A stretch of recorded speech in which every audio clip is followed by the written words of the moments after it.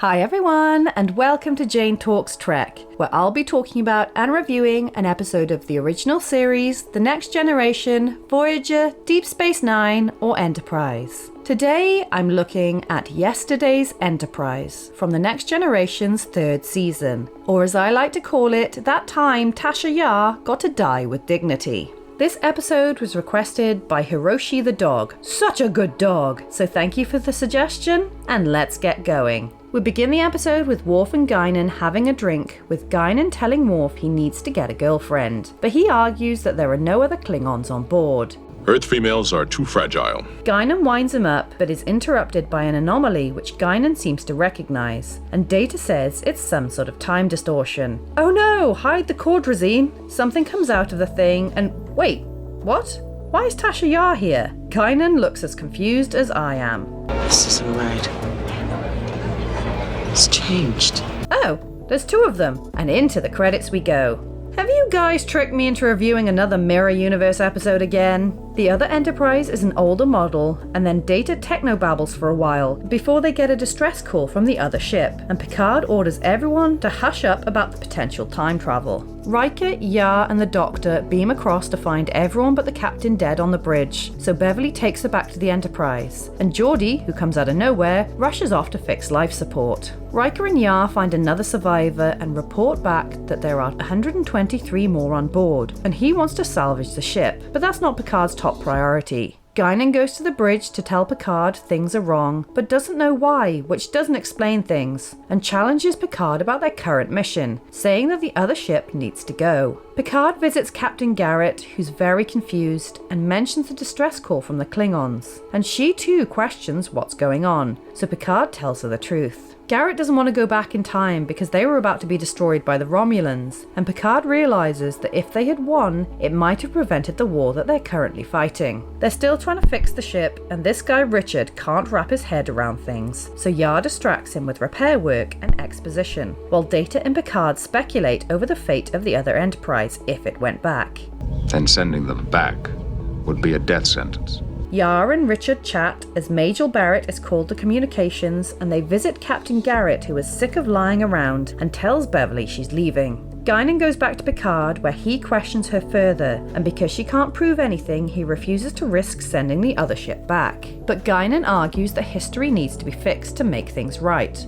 Not good enough, damn it! Not good enough! And they have an argument where Guinan insists that he should trust her. She goes back to 10 forward and eyeballs Yar, which she finds weird, and then she and Richard have a little flirt and then leave without Guinan giving them their order. Picard explains the situation to the others, but everyone is skeptical, and despite Riker's protests, Data logics that even if the crew of the other ship die by going back, their actions could still prevent the war that's currently going on. I'll go with Guinan's recommendation. Dismissed.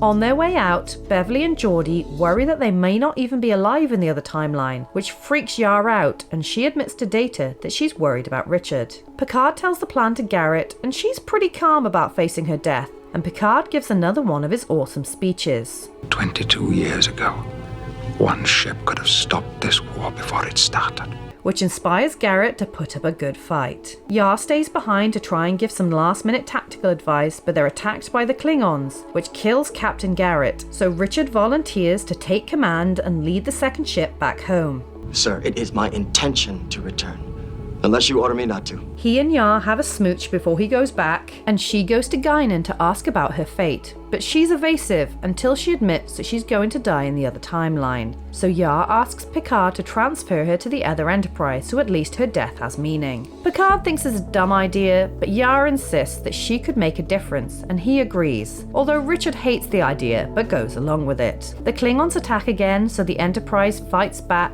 and defends the other Enterprise, destroying one Klingon ship, but shit's happening in engineering, so they evacuate. Oop, Riker's dead! And as the other Enterprise enters the rift, everything restores to normal, and Guinan calls to check on them, before sitting down with Geordi to ask about Tasha Yar. Ooh, I really liked that. That was a much better send-off for Tasha Yar, and I weaved a good story around it. As always, Next Generation is a bit technobabble heavy, but no, I really enjoyed that. I don't know why I'm surprised. It feels like an amalgamation of a couple of different episodes, both before and after this one, but it had vibes of Mirror Mirror, an alternate timeline with a darker tone, Deadlock, with 2 ships, one very damaged as an enemy attacks, Twilight, where the current war-filled timeline is trying to protect someone in order to right itself, and Time's Arrow, which I don't remember super well, but I do remember that Guinan was sort of aware of what's up and her friendship was put to the test. I guess having notes from other episodes makes it a very Star Trek-y Star Trek episode, if that makes any sense whatsoever, and it pushed the alternate timeline idea without it being super dark.